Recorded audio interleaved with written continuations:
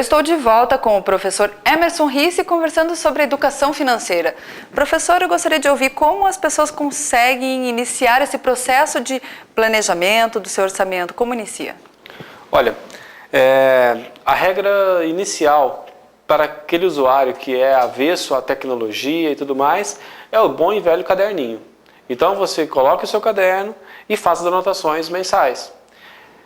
Não basta anotar, você precisa acompanhar. Então, um bom exercício dessas reuniões familiares, se ela ocorrer no final do mês, principalmente, é um bom momento de se pensar o que vai acontecer no mês seguinte, é você programar o seu orçamento, é você sentar e elencar todas as contas que você sabe. Então, você conseguiria dividir aqueles custos que são fixos e alguns que são variáveis. Estou usando o conceito de empresa, porque, na verdade, a empresa faz isso regularmente. Mas a família é uma empresa.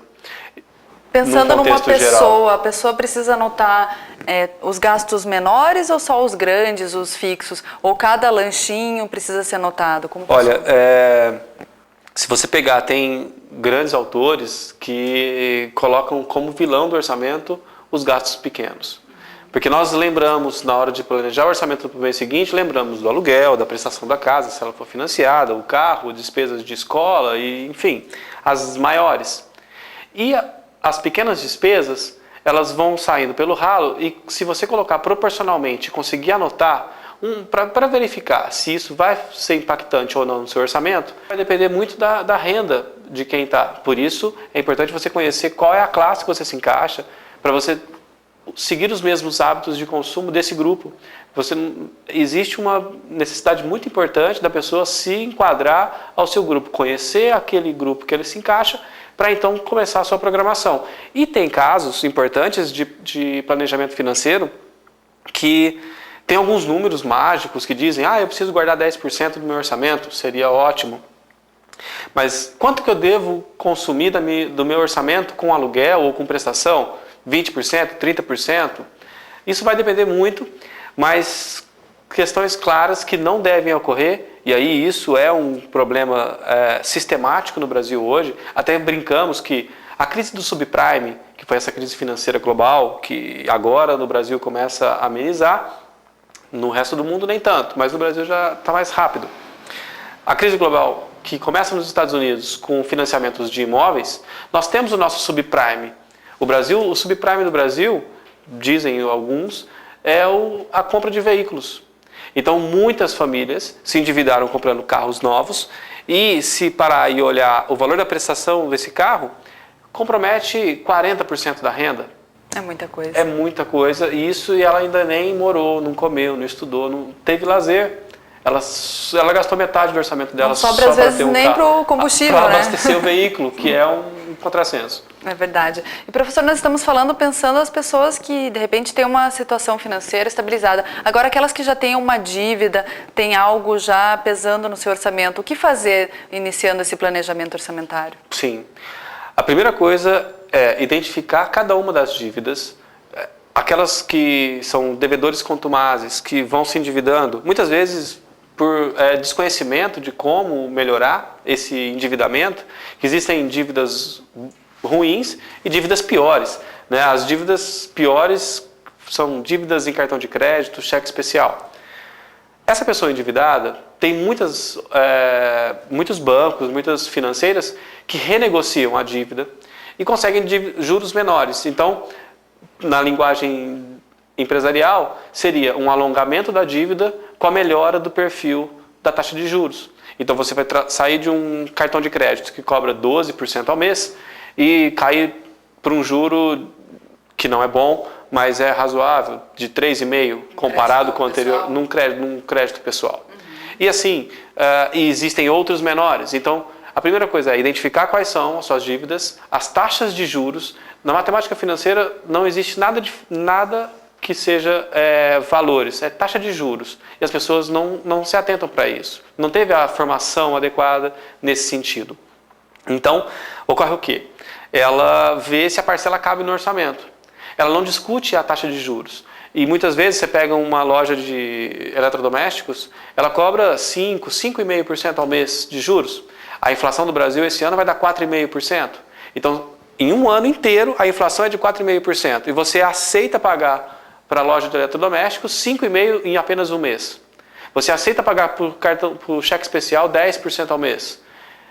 Então, essa diferença de juros é absurda e aí há necessidade de se conhecer sua dívida, saber qual é a taxa, para começar a trabalhar nas reduções das alíquotas, porque a dívida não vai diminuir, mas uma negociação, a redução da alíquota melhora a capacidade de pagamento e consome menos recursos da pessoa. O professor comentou que as pessoas não estão preparadas para administrar essas suas finanças.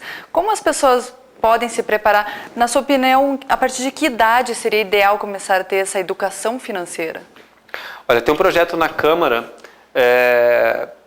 ele é do consultor, ele chama Boriola, ele levou até a Câmara dos Deputados e a ideia desse projeto, que inclusive tem um trabalho que eu fiz de educação financeira, que nós estudamos a grade para que ele seja incluído a partir da 7ª série do ensino médio, naquela formatação anterior, agora são 5 anos do ensino fundamental, então teve uma nova estrutura. Mas enfim, no penúltimo e no último ano do ensino fundamental. Esses 2 últimos anos é quando a criança está lá entre 13 e 14 anos, ela começa a ter uma noção de consumo, ela começa a ter uma noção de valor do dinheiro e ela tem aspectos iniciais sobre matemática financeira, sobre juros. Quando ela começa a entender esse assunto, é importante que ela já comece a ter contato com a importância de se planejar para o futuro. Então, em alguns países que já é praticado, vários países desenvolvidos já têm essa educação a partir de 5 anos de idade. A criança ela já aprende a investir em ações com 10 anos de idade. No Brasil, essa matéria não entrou ainda no currículo. Mal tem a matemática tradicional, né? Exato. Professor, quais seriam as atitudes na prática assim, que promovem uma melhor vida financeira, tanto para empresas quanto para as pessoas? O planejamento. Então, você olhar à frente.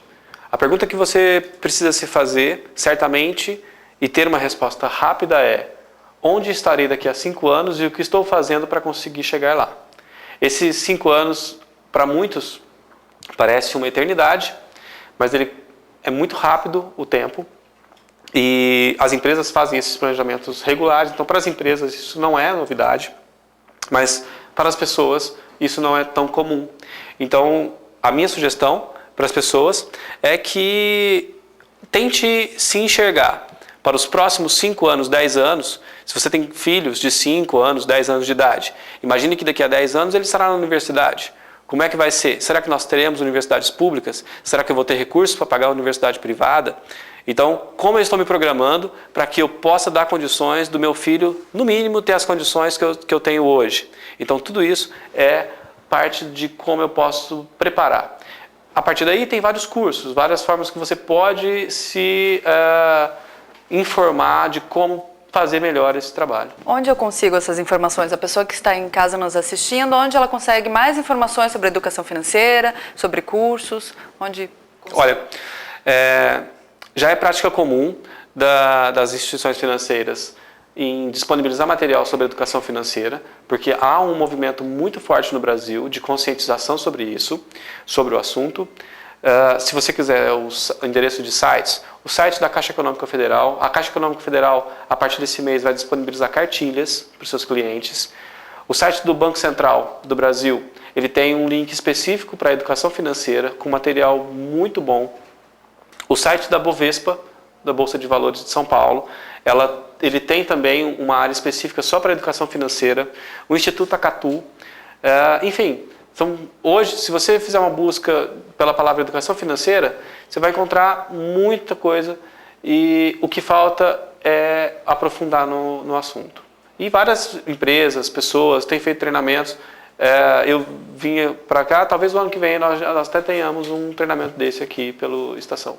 Que ótimo, tomara que tenhamos. Professor Emerson, muito obrigada por estar conosco hoje no programa aqui Gestão Eficaz, explicando sobre educação financeira, é um assunto que interessa a todos, com certeza, né? Você que está assistindo o programa Gestão Eficaz, não saia daí, após o intervalo eu volto com outra entrevista. Fique conosco.